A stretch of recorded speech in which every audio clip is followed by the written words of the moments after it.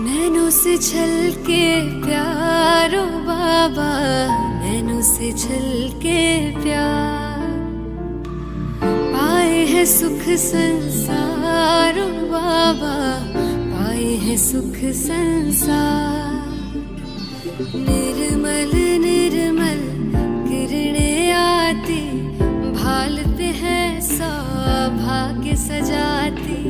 तिलक लगाती सदा विजय का, शक्ति अनोखी है भर जाती। प्यार से रहे निहारो बाबा, प्यार से रहे निहार। नैनों से छलके प्यारो बाबा, नैनों से छलके प्यार। पाए है सुख संसारो बाबा, पाए है सुख संसार।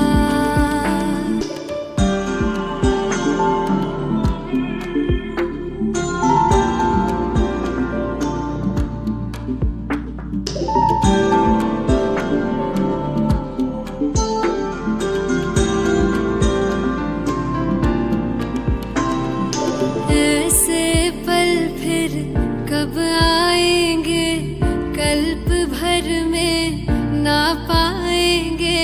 प्यास बुझा ले युगों युगों की, जन्म सफल हो जाएंगे। कितने किए उपकार ओ बाबा, कितने दिए उपहार। नैनों से छलके प्यारो बाबा, नैनों से छलके प्यार। पाए है सुख संसारो बाबा, पाए है सुख संसार।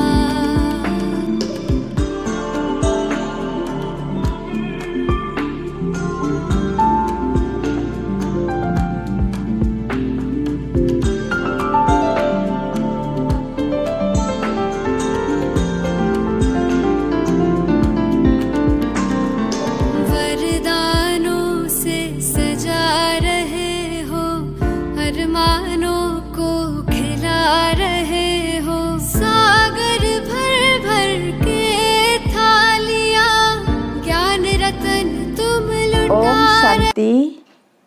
Good morning. 26 मार्च 2021 प्रातः मुरली बाप दादा मधुबन। मीठे बाबा के मीठे बोल। मीठे बच्चे, तुम इस समय बाप के साथ सेवा में मददगार बने हो, इसलिए तुम्हारा सिमरण होता है, पूजन नहीं, क्योंकि शरीर अपवित्र है। प्रश्न: कौन सा नशा तुम बच्चों की बुद्धि में निरंतर रहना चाहिए? उत्तर: हम श्री बाबा के बच्चे हैं, उनसे राजयोग सीख स्वर्ग की राजाई का वर्षा लेते हैं। यह नशा तुम्हें निरंतर रहना चाहिए। विश्व का मालिक बनना है तो बहुत खबरदारी से पढ़ना और पढ़ाना है।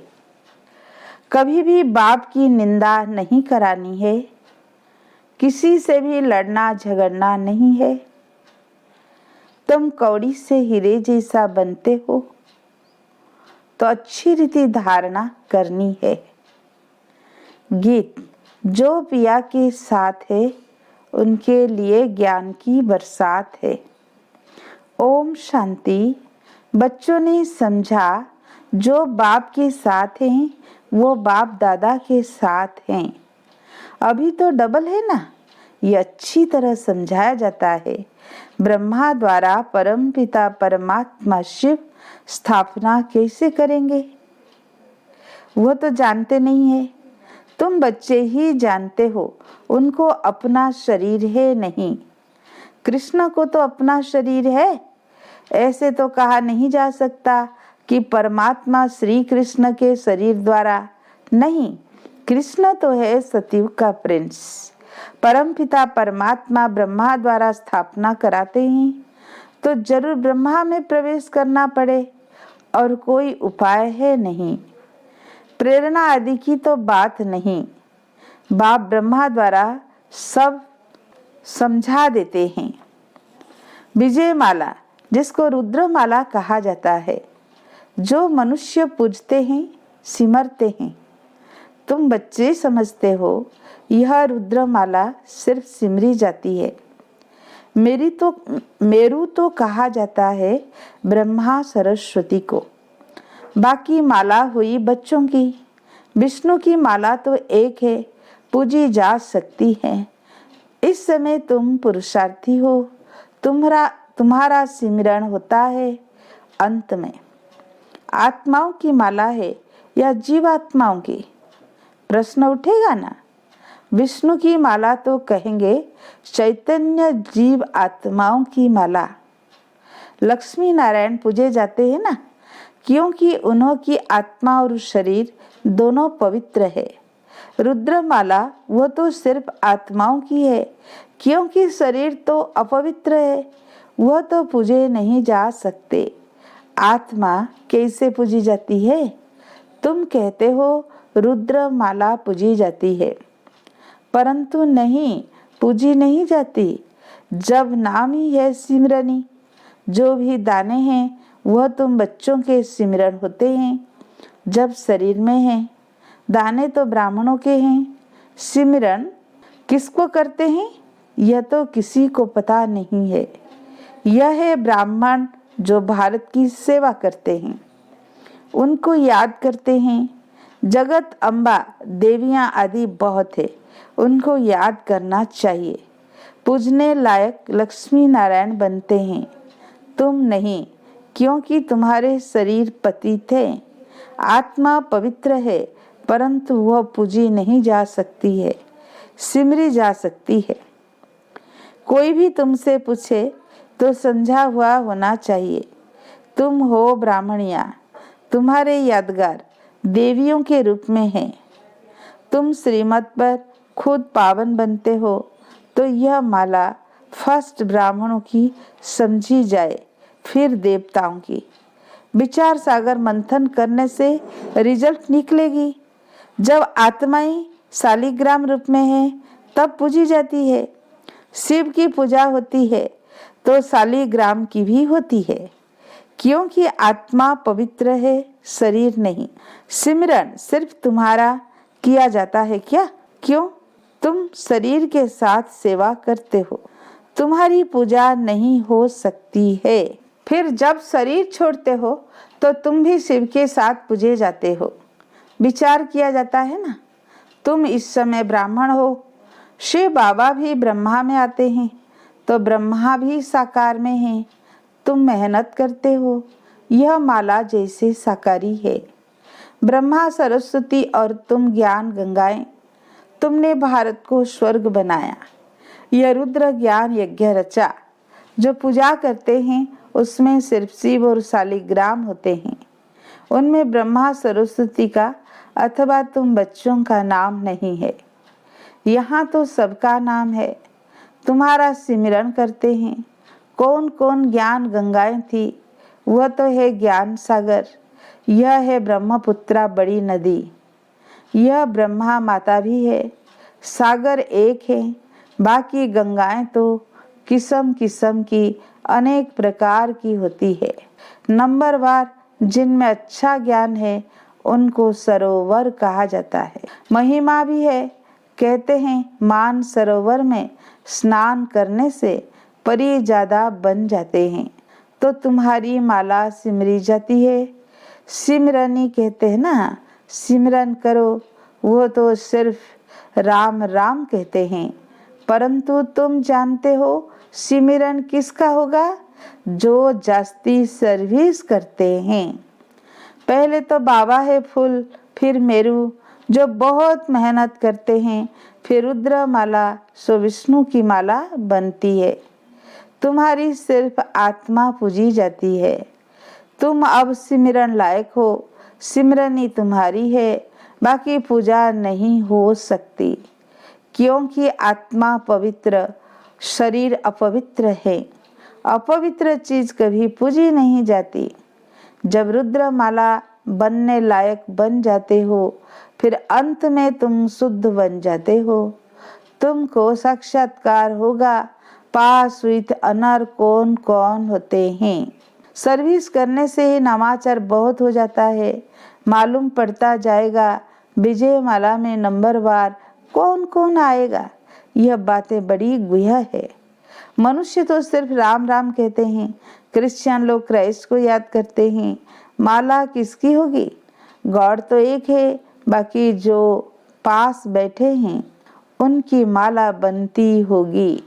इस माला को तुम अभी सिर्फ समझ सकते हो।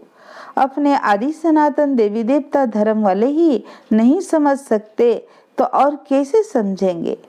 सबको पतित से पावन बनाने वाला तो एक ही बाप है।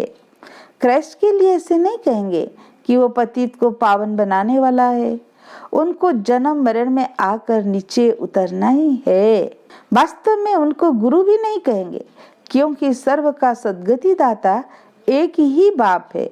सो तो जब अंत हो, झाड़ जड़ीभूत हो, तब बाप आकर सबको सद्गति देते हैं। आत्मा ऊपर जाती है धर्म की स्थापना करने।